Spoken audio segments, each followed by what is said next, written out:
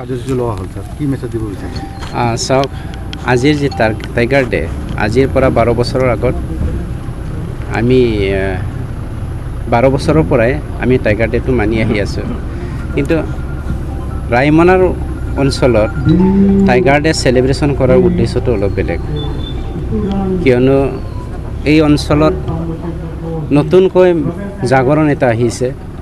আমাৰ অঞ্চলটো বচাবলৈ হ'লে বৰ্তমান আমাৰ যি নেশ্যনেল পাৰ্ক হিচাপে ৰায়মনাটো ঘোষণা কৰা হ'ল যোৱা বছৰে, আৰু এই 1 বছৰীয়া ৰায়মনাৰ যি বয়স, সেই বয়সৰ লগত নিৰ্ভৰ কৰি পেলাই মানুহৰ মাজত কেনেকৈ আমি উদগনি আনিব পাৰোঁ বা কেনেকৈ আমি মানুহক ইনকাৰেজ দি পেলাই সমাজখন ৰক্ষা কৰাৰ লগতে সমাজত শান্তি কৰাৰ লগতে উন্নতি কৰাৰ লগতে আমাৰ ৰায়মনা নেশ্যনেল পাৰ্কটো কেনেকৈ আমি গঢ়াই আনিব পাৰোঁ, এইবোৰ এনেকুৱা চিন্তাধাৰা লৈ পেলাই আজিৰ ইণ্টাৰনেশ্যনেল বা গ্ল'বেল টাইগাৰ্ছ ডেটো আমাৰ ইয়াত চেলিব্ৰেশ্যন কৰা হৈছে। দেখা গৈছে ছাৰ, ৰাষ্ট্ৰীয় উদ্যানত সোমালে গ'লে যি ৰাস্তাৰ অৱস্থা যথেষ্ট শোচনীয়।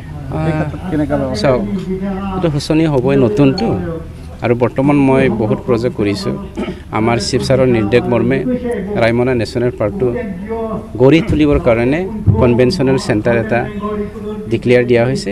খুব সোনকালে আমি 2-3 বছৰৰ ভিতৰত কনভেনশ্যনেল চেণ্টাৰটো গঢ়ি উঠিম, আৰু সেইটো পুৰণি আইবি যিটো 100 বছৰৰ বেছি পাৰ হৈ গ'লে আইবিটো, সেইটো মেৰামতি কৰিবৰ কাৰণে আকৌ তাহানিৰ নিচিনাকৈ একো চেঞ্জ নকৰাকৈ তাহানিৰ নিচিনাকৈ ৰিন'ভেট কৰি পেলাই আমি কেনেকৈ আকৰ্ষণৰ স্থল বনাব পাৰোঁ, সেইটো চিন্তাধাৰাৰে আমাৰ আইবি ঘৰটো 3 কোটি টকাৰ আমি ৰিন'ভেশ্যনৰ কাৰণে প্ৰজেক্ট লোৱা হৈছে।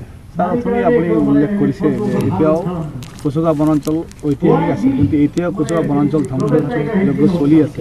এই ক্ষেত্ৰত প্ৰটেক্ট কৰাৰ ক্ষেত্ৰত আপোনালোকে কি ধৰণৰ ব্যৱস্থা? চাওক, আমাৰ অসমত বন বিভাগত মেন পাৱাৰটো বহুত কম, আৰু বেছি কম আমাৰ বিটিআৰ অঞ্চলত। তথাপিও আমাৰ যি NGO সকল আছে, NGO সকলে খুব হাতে কামে বহুত ক্ষেত্ৰত দিন ৰাতি লাই আমি ছেভ কৰিবলৈ পাৰিছোঁ। আমাৰ ৰাইজে যদি সজাগ নহয়, আপোনালোকে যিটো প্ৰচেষ্টাত ৰায়মনা নেশ্যনেল পাৰ্কটো গঢ়িবৰ কাৰণে বৰ্তমান উদ্যোগ লৈ আছে, আপোনালোকেও সহায় দিব লাগিব, ৰাইজেও সজাগ এটা আহিব লাগিব, তেতিয়াহে আমি পাৰিম। নহ'লে আমাৰ মেন পাৱাৰটো বহুত কম। তেনেস্থলত কিছুমান মই চিকাৰীৰ কথা কোৱা নাই, কিছুমান মানুহ এনেকুৱা পলিটিকেল চিকাৰী আছে, সেই পলিটিকেল চিকাৰীয়ে মানুহক চিকাৰ কৰি খাটিবলৈ উদগনি দিয়ে বা ইনষ্টিগেট কৰে। সেইবোৰৰ পৰাহে সাৱধান হ'বৰ কাৰণে বা বাচিবৰ কাৰণে আপোনালোকেও সজাগ হ'ব লাগিব, ৰাইজক সজাগ কৰিব লাগিব।